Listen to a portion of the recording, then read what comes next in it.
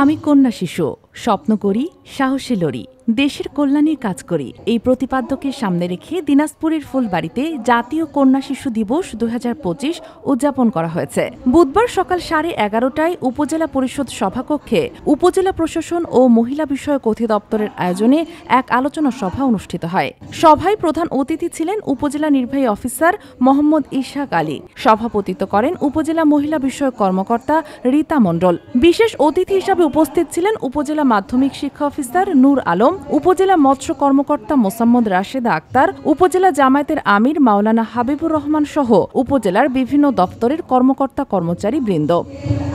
প্রধান অতিথির বক্তব্যে ইউএনও মোহাম্মদ ইসহাক আলী বলেন, কন্যা শিশুদের সুরক্ষা, শিক্ষা ও নেতৃত্ব বিকাশে সমাজের প্রতিটি মানুষকে সচেতন হতে হবে। তারা যেন সাহসী হয়ে নিজের ভবিষ্যৎ গড়ে তুলতে পারে, এটাই আমাদের প্রত্যাশা।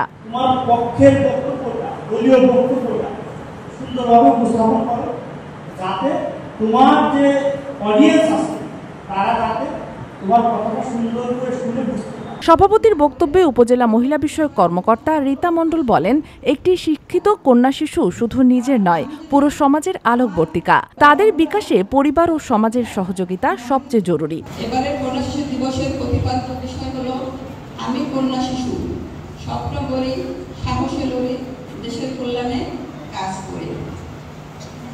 এই প্রতিপাদ্যকে সামনে রেখে এবারের যে আয়োজন সেটা যদি আমরা একটু বুঝতে চেষ্টা করি, বিশেষ করে যারা কন্যা শিশু তোমরা আছো, যদি একটু বুঝতে চেষ্টা করো কি বলছে।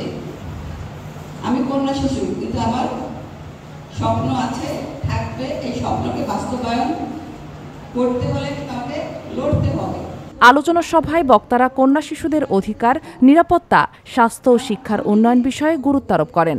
শুভেচ্ছা। Sheikh Masuma, daily our Bangladesh, Dinajpur.